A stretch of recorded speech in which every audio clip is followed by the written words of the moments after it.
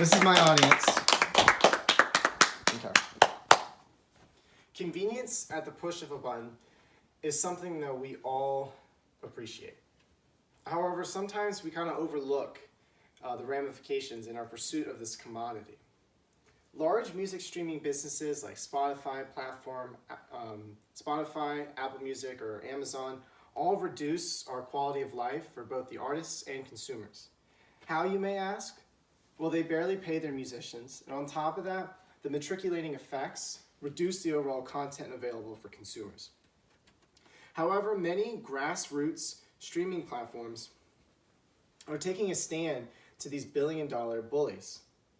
One case example is Art of the Song, and they've been lasting for 10 years now, and so what they do is they increase the overall royalty shares for their musicians, and on top of that, provide a cheaper, more diverse content for their viewers. And so that brings me to my first point, which is increased royalties. And so the Art of the Song's owner, John Dillon, states their mission. The project gives 50% of their revenue, total revenue, to the artists. And then 50% goes to the company simply for reinvestment. This even split actually encourages new artists to join without the worry of not making enough for a living, which is which is a common obstacle we see in the music business. And so, according to this graph conducted by NPR, current rates for any of these large streaming businesses are less than 1/1000th of a penny. And so, for whether you're a big-time artist or a small-time artist, it's pretty difficult to make a living simply off of these royalty shares. What Art of the Song and other grassroots streaming platforms do is they increase the royalty shares maybe up to $1 per stream or 50 cents per stream, certainly more than these.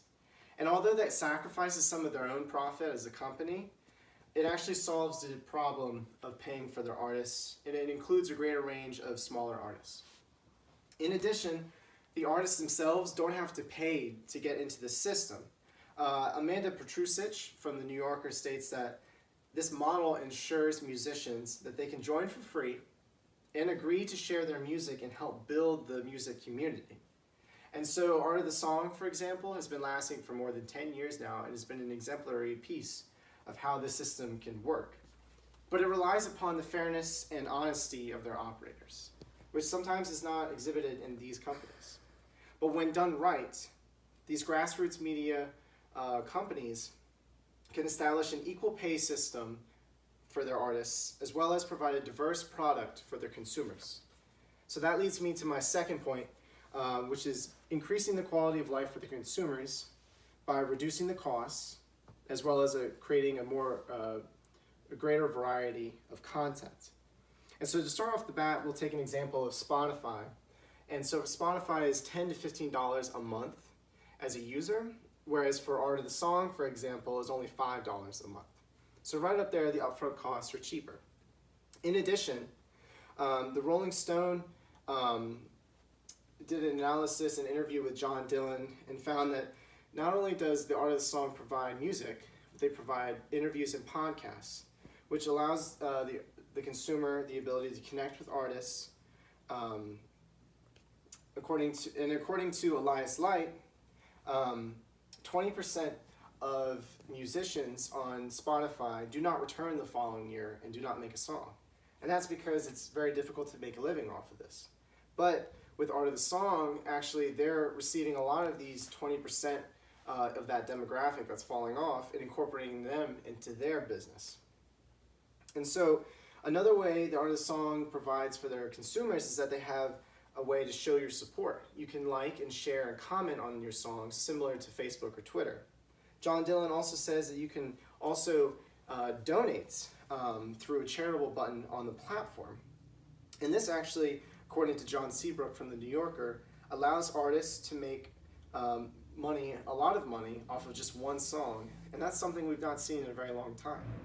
And again, that encourages novice musicians to participate in the business. So even though that this system itself, the grassroots media platformers, cannot, as an individual group, compete collectively, if they all work together, they can compete with these billion-dollar businesses.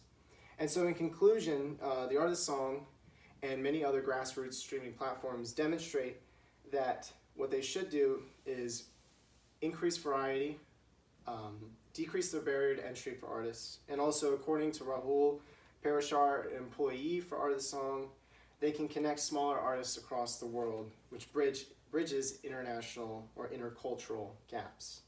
And that is why these grass media streaming platforms are the best solution to beating these billion-dollar bullies. Thank you.